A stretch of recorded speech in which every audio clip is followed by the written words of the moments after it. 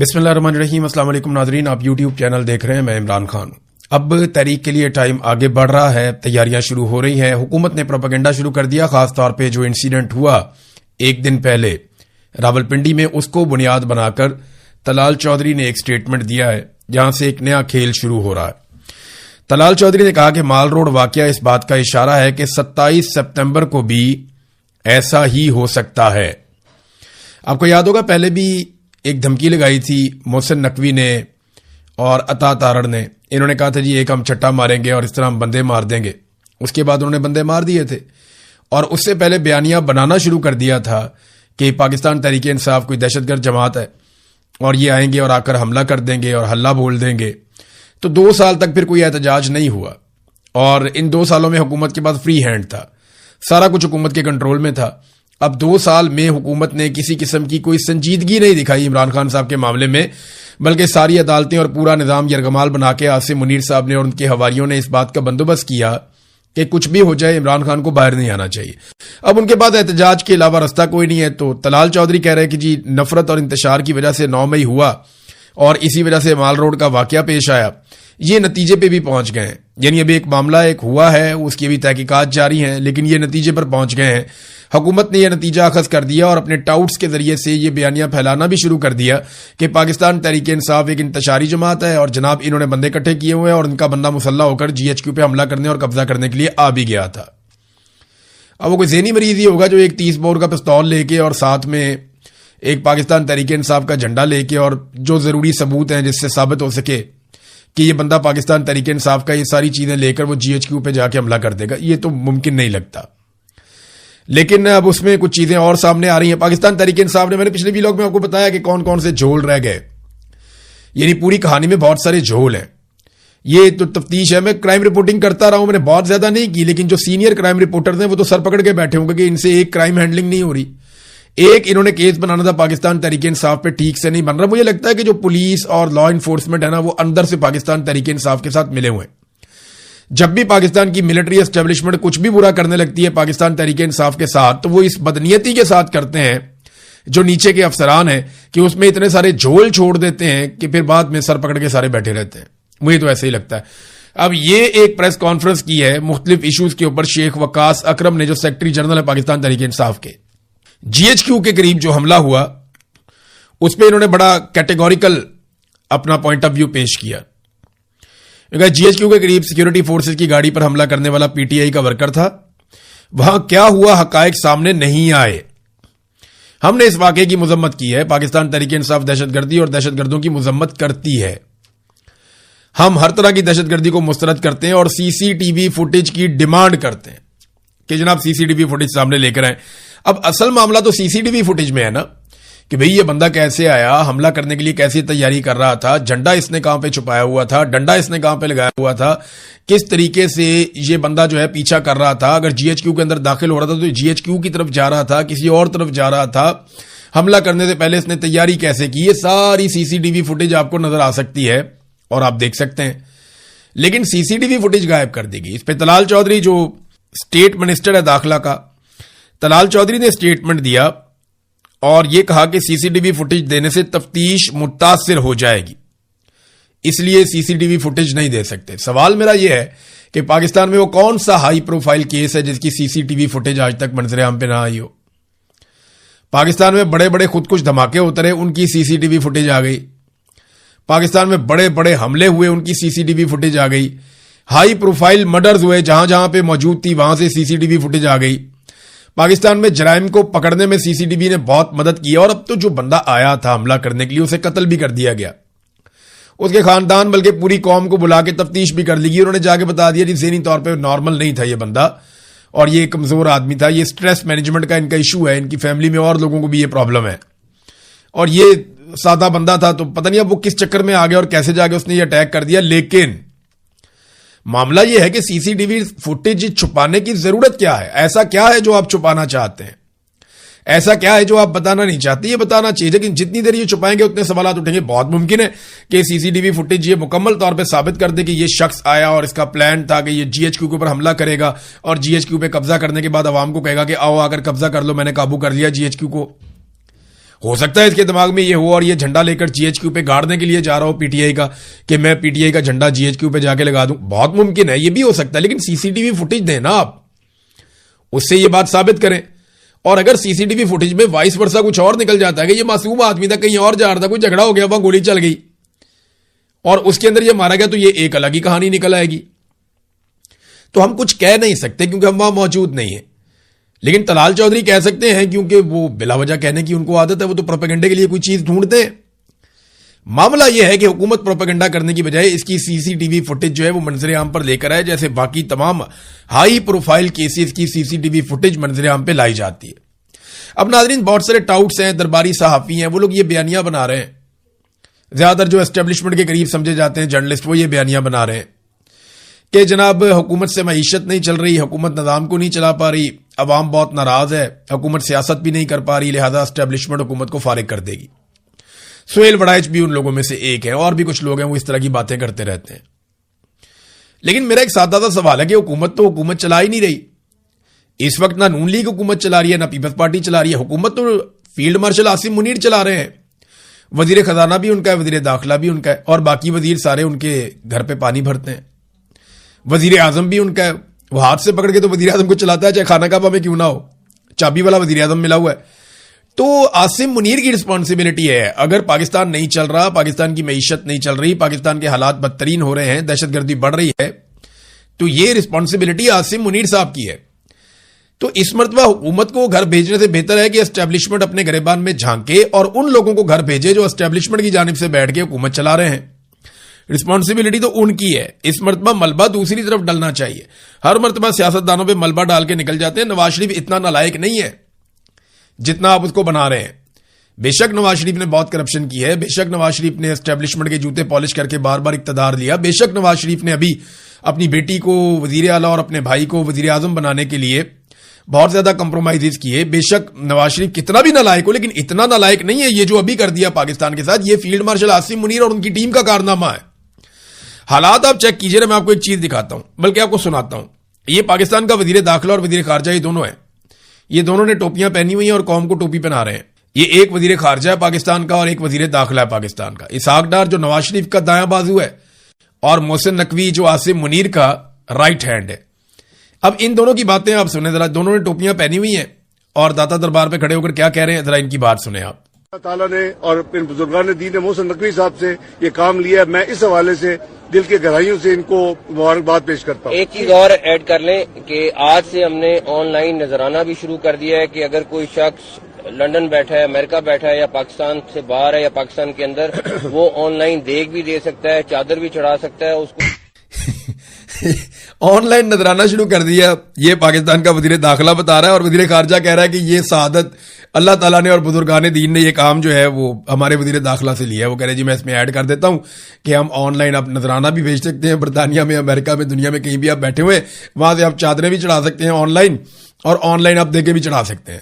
آپ اندازہ کریں, یہ پاکستان کا ایک وزیر خارجہ ہے, ایک وزیر داخلہ ہے. وزیر خارجہ وہ ہے جس کے نواسے نے ابھی پاکستان کا نام روشن کیا, 2 غیر ملکی خواتین کو بلا کر ان کا ریپ کروایا, ان کے ساتھ ظلم اور زیادتی کی, ان کے ساتھ جبر کیا اور پاکستان کو پوری دنیا میں بدنام کیا. وزیر داخلہ وہ ہے جس کا ایس ایچ او ہی نہیں مل رہا, جس ایس ایچ او نے سارے دہشت گردوں کو اکیلے مار دینا تھا. وہ ٹارزن مل ہی نہیں رہا, وہ کدھر گیا ایس ایچ او جس کو یہ لے کر آئے تھے اور اس سے انہوں نے بڑے کارنامے کروانے تھے.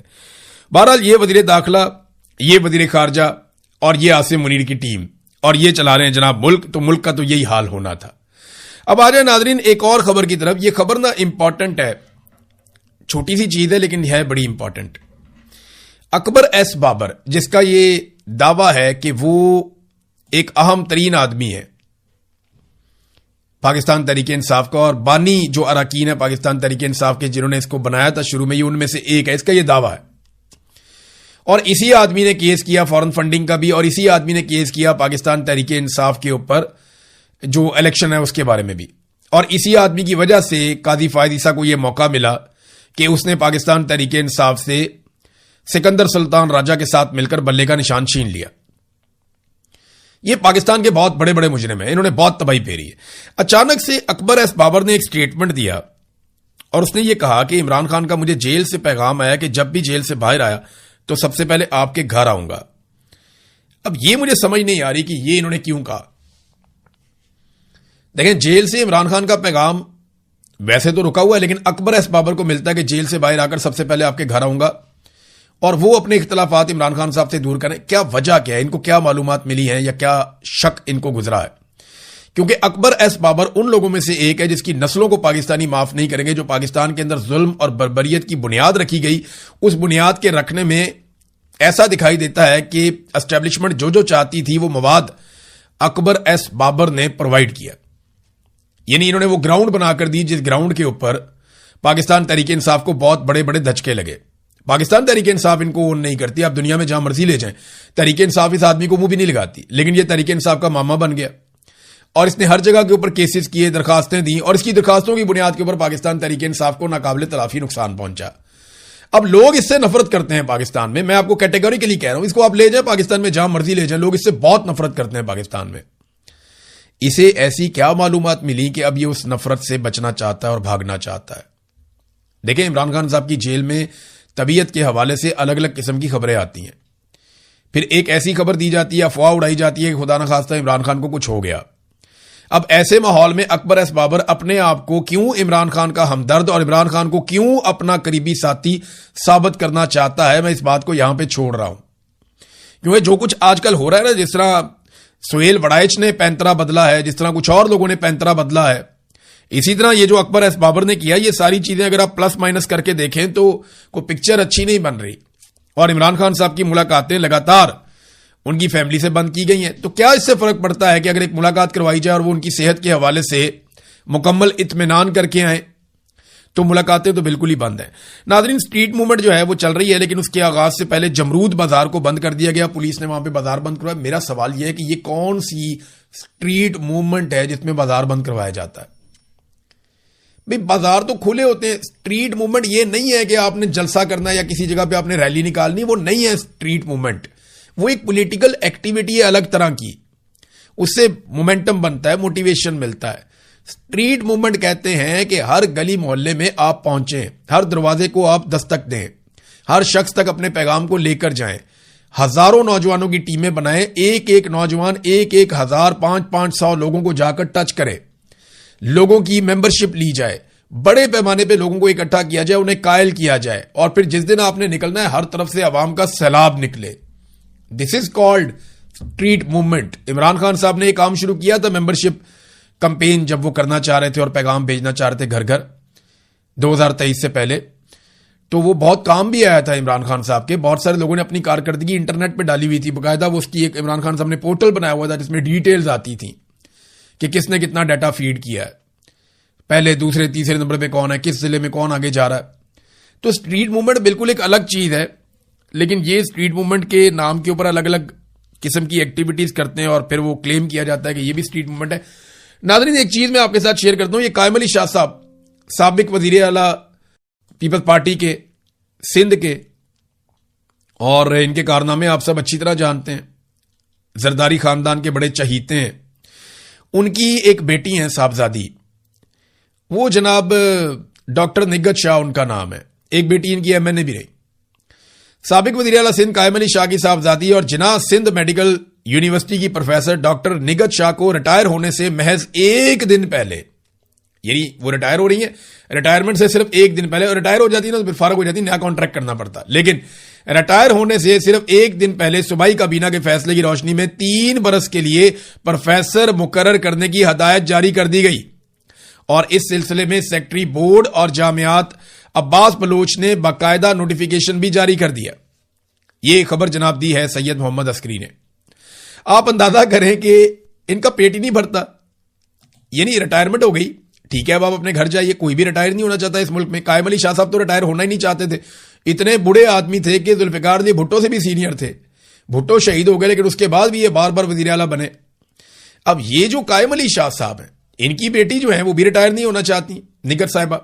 وہ ریٹائرمنٹ سے ایک دن پہلے سندھ کی کابینہ نے فیصلہ کیا اور اس فیصلے کی روشنی میں ان کو 3 سال کے لیے دوبارہ سے اجازت مل گئی. اب آپ اندازہ کریں کہ یہ ہے صورتحال پاکستان میں نظام تعلیم کی. ایک اور خبر ہے ناظرین، اور وہ خبر ہے بجلی کے بارے میں.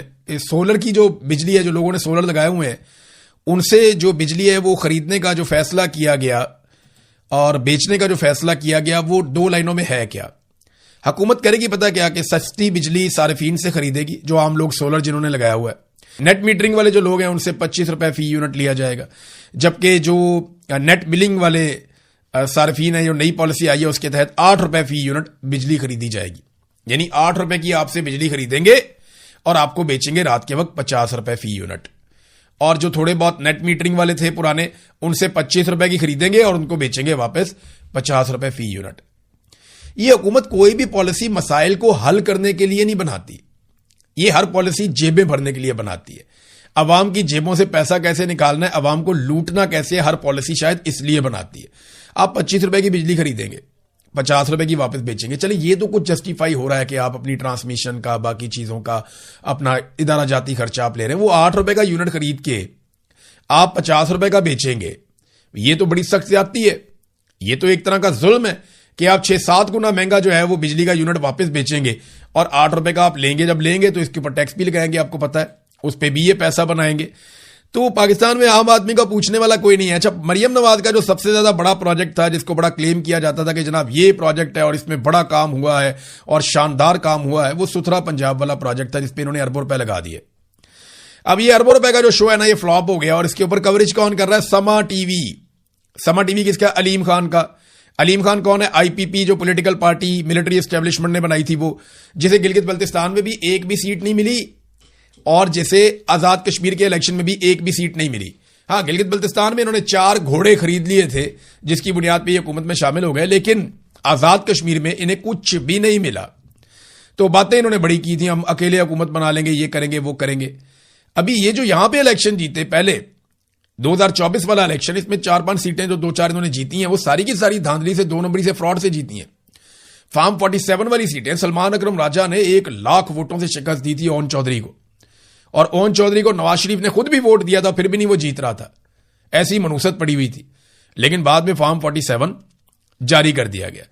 تو ناظرین، یہ 5 رپورٹر ہیں، ان کو اکٹھا کر کے سما ٹی وی مریم نواز کے ستھرا پنجاب کو ستھرے طریقے سے دھو رہا ہے۔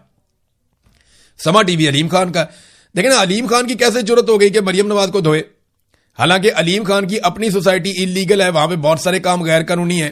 عمران خان صاحب کے دور میں ان کو سختیوں کا سامنا بھی کرنا پڑا، حالانکہ وہ حکومت میں تھے۔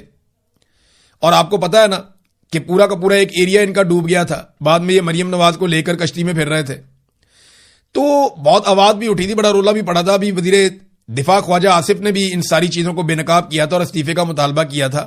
لیکن آپ غور کریں کہ مریم نواز پہ چڑھ دوڑا علیم خان کا چینل، اور علیم خان کو کچھ بھی نہیں کہہ سکتے یہ لوگ، نہ اس کی سوسائٹی کو جا کے اس کا احتساب کر سکتے ہیں، نہ غیر قانونی چیزوں کو چیک کر سکتے ہیں۔ وجہ یہ ہے کہ وہ بھی بڑے صاحب کا آدمی ہے۔ تو پاکستان میں نا موجیں لگی ہوئی ہیں۔ بہرحال ستھرا پنجاب تو اڑ گیا، ستھرا پنجاب کی جتنی انہوں نے تشہیر کی، جتنا پیسہ لگایا، سارا کچھ برباد ہو گیا۔ قرضے لے کے انہوں نے ملک کو ڈبو دیا۔ جتنا قرضہ پاکستان نے 75 سال میں لیا نا، اتنا قرضہ عاصم منیر صاحب نے 4 سال میں لے لیا۔ جتنا ٹیکس ہم ہمیشہ اکٹھا کرتے تھے، اس سے دگنا ٹیکس انہوں نے اکٹھا کر لیا۔ اس کے باوجود انہوں نے ترقیاتی منصوبے بھی بند کر دیے، جتنا عوام کو ریلیف ملتا تھا وہ بھی سارا ختم کر دیا، اور کوئی نئی چیز بھی پاکستان میں ایسی نہیں بن رہی کہ ہم کہیں جناب پیسہ یہاں پہ لگ رہا ہے۔ تو پیسہ جا کہاں رہا ہے؟